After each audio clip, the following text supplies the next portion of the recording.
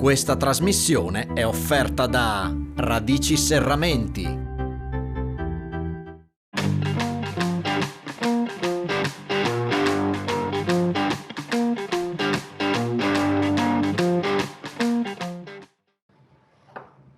Bene, eccoci qua al punto a Telefriuli. Benvenuto al sindaco di Latisana, Daniele Galizio. Benvenuto, primo cittadino di Latisana. Come siamo? Bene, grazie a voi per l'invito. Grazie. Bene, allora vediamo subito com'è la situazione a Latisana. Naturalmente anche non possiamo prescindere dalla situazione del virus, no? Covid, sono iniziate anche le vaccinazioni, però la situazione è quella che è, insomma. Ecco. Infatti, beh, diciamo che sono mesi difficili per tutti e chiaramente insomma è un momento veramente di grande criticità, ma mi piace anche pensare un po' alla speranza che questo vaccino ci darà per i prossimi mesi, anche perché crediamo tutti che insomma sia l'unica via d'uscita in questo momento, chiaramente associata ancora al mantenimento delle regole, quali la mascherina, il distanziamento, però guardiamo con fiducia al vaccino. Ecco, voi avete messo a punto anche dei ristori, diciamo così, locali, che possono essere degli aiuti, no? Che vanno dalle tasse, ai tributi, ma anche dei buoni spese. Insomma, avete un momentino dato una mano a chi in questo momento non se la passa, cioè diciamo che se la passa peggio degli altri, ecco, in sostanza. Sì, allora diciamo che di sicuro in questo territorio quello che abbiamo visto, essendo anche un territorio a forte vocazione turistica, soprattutto l'anno scorso, no? Quindi con i buoni spesa si è cominciato da marzo dell'anno scorso e devo dire che nel mio comune, ma anche a Lignano, nei comuni limitrofi, hanno attecchito molto come misura d'aiuto per i cittadini. È una misura, ricordo, che è stata attuata dallo Stato e che viene attuata dai comuni. Quindi anche da poco abbiamo appunto riaperto il bando per i buoni spesa e tutto sta procedendo bene. Volevo solo fare un passaggio anche sui vaccini che dicevamo prima, proprio anche dell'importanza in questi giorni abbiamo fatto una vaccinazione di massa a Latisana, d'intesa ovviamente con la regione e con l'azienda sanitaria, e proprio per questo insomma crediamo che sia stato un esperimento importante da ripetere, e quindi insomma massima disponibilità da parte del mio comune a ripetere appunto eventi come questo, che saranno la normalità nei prossimi mesi per riuscire a vaccinare tutta la popolazione, insomma. Certamente. Sindaco, l'economia della zona, a parte diciamo così, la ristorazione, i negozi diciamo così, di prossimità, sicuramente non se la passano bene e non vedono ancora l'orizzonte. Insomma. L'economia che lì è sempre forte nella vostra zona, voi per vocazione turistica, voi per vocazione emporiale come centro, la Tisana come un centro molto importante, come la vedi, Sindaco? Allora, beh, sicuramente, insomma, l'abbiamo detto, la parte turistica è una parte molto importante, insomma, per il nostro territorio, non solo per le attività, ma anche proprio per i lavoratori.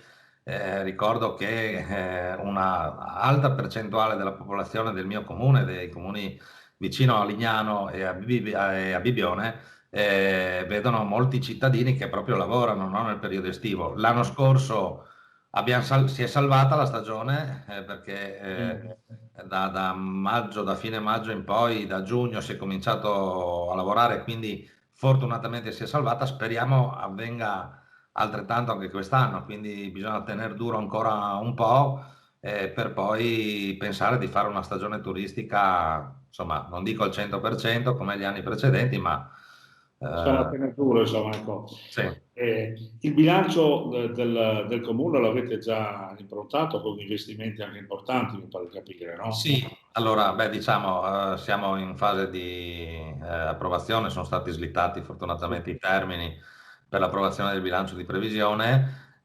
Diciamo che per la parte investimenti mi piace sottolineare soprattutto tutti quegli investimenti che vanno nella direzione proprio dell'aspetto turistico, ma in particolare anche della mobilità all'interno del nostro territorio. E mi riferisco ad esempio a un investimento che finalmente si è riusciti a portare a termine, che risale a molti anni fa, parliamo poco prima del 2010, siamo riusciti a sbloccare, che è quello relativo ai percorsi cicloturistici che collegheranno sostanzialmente Lignano Sabbiadoro con Ronchis, passando per il centro di Latisana, e collegheranno dall'altra parte Lignano Sabbiadoro passando per Aprilia Marittima, che è sempre comune di Latisana, e andando su per la laguna di Marano e Grado dalla parte di Precenico e Palazzolo. Crediamo molto proprio nella volontà di investire in mobilità della bicicletta, innanzitutto, ma nel nostro territorio abbiamo fatto un ragionamento legato all'interscambio fra terra e acqua, quindi la bicicletta, le barche, le navigabilità del fiume Tagliamento, della laguna, dove in questo momento sappiamo esserci un po' di problemi legati ai dragaggi, e anche alla litoranea veneta, che è un altro tratto che collega sostanzialmente poi Lignano e Bibione anche. Certamente è un habitat molto importante perché lì attira turisti, attira anche diciamo, cittadini locali, ma soprattutto dall'estero mi pare che è una zona vocata veramente al top del livello nazionale, insomma, quindi avete fatto un investimento di livello anche accurato. Sì, diciamo che soprattutto parlando di turisti e di turismo lento, no? Come viene chiamato il turismo slow, vediamo che è un turismo che in verità sarà, oltre ad essere il turismo dei prossimi anni, ma anche un turismo piuttosto ricco, no?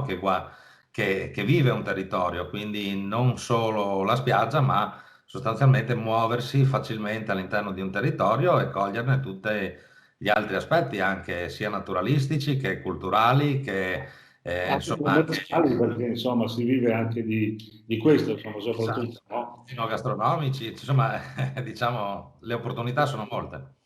Ecco, Sindaco, il dopo UTI comincia da voi cioè, sostanzialmente mi pare di aver sentito che voi ricalcate la stessa, diciamo così, comunità di prima, no? Comunità dei comuni della zona, no? E quindi con la Tisana capofila, mi pare che tu Sindaco sei il presidente, mi pare, no? Di aver Sì, capito.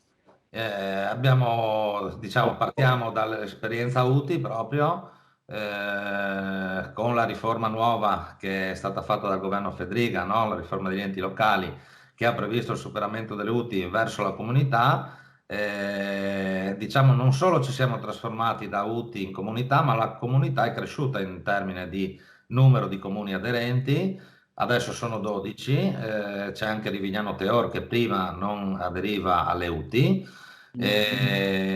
Ci siamo dati degli obiettivi ambiziosi da un lato, ma credo che in un periodo come questo siano di fondamentale importanza, partendo dalla progettazione europea, ad esempio, dove 12 comuni fanno massa critica, no? Quindi hanno un peso importante quando partecipano ai bandi europei e appunto lavoreranno insieme proprio per lo sviluppo del territorio.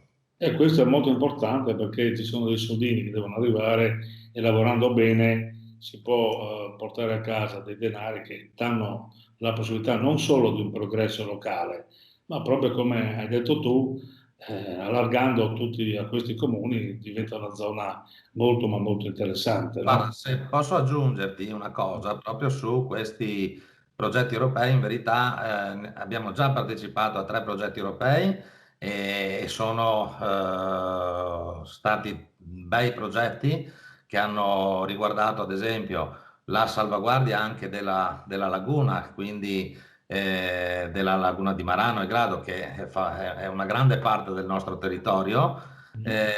Dall'altro hanno visto anche la promozione proprio di tutti gli aspetti naturalistici. Ricordo l'Atlante dei luoghi, che se si cerca anche su internet Atlante dei luoghi della Riviera Friulana, si trova proprio tutta una serie di documentazione, percorsi, informazioni proprio che mostrano i grandi bei paesaggi che abbiamo qui, no? Perché fra la laguna, il mare, i fiumi diciamo la zona delle Risorgive è veramente un territorio ricco di, di aspetti naturalistici.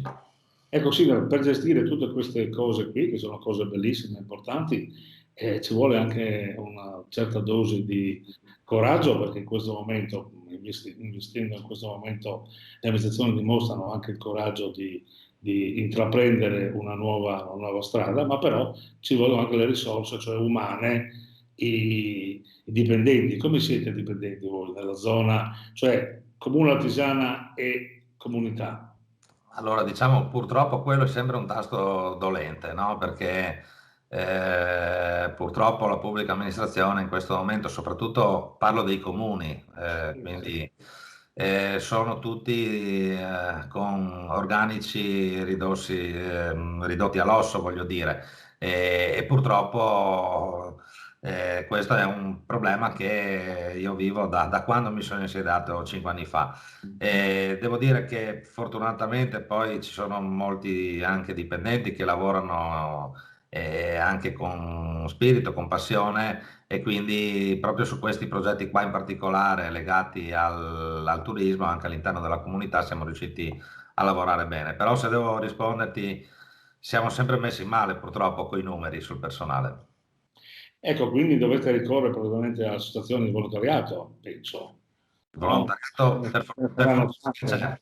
per fortuna che c'è il volontariato, perché sotto molti aspetti, devo dire, insomma, io parlo per il mio comune, ma credo di poter parlare anche per i comuni della zona, veramente il valore del volontariato che vediamo, no, continuamente, ogni giorno, presso tutte le necessità dei cittadini o tutte quelle che sono anche le volontà anche di promuovere comunque un territorio, insomma, il volontariato è sempre presente, quindi un Partendo ringraziamento. soprattutto per la protezione civile che in questo momento, diciamo così, la fa da padrone, perché evidentemente c'è un collegamento molto importante anche con la pandemia, diciamo chiaramente, no?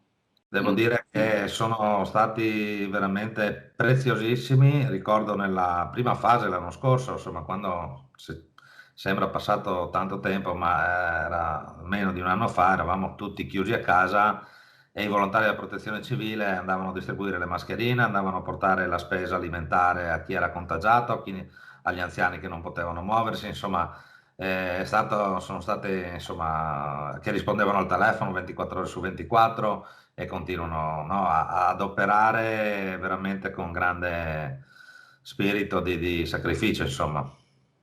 Bene, Sindaco, mi pare che la chiacchierata è stata molto proficua, tu hai dato anche uno scandale di quello che è stato facendo la Tisana, degli investimenti, anche delle difficoltà, ma anche della voglia di andare avanti, di progredire nell'ambito di questa regione. Io ti ringrazio molto per la tua disponibilità, per il tempo che mi hai dedicato, perché so che la Tisana, diciamo così, il nome paese, è una città della Tisana, perché avete oltre 10.000 abitanti, mi pare un numero importante, per cui anche l'impegno è importante, no? Quindi grazie per questo. Grazie a te, grazie davvero, grazie.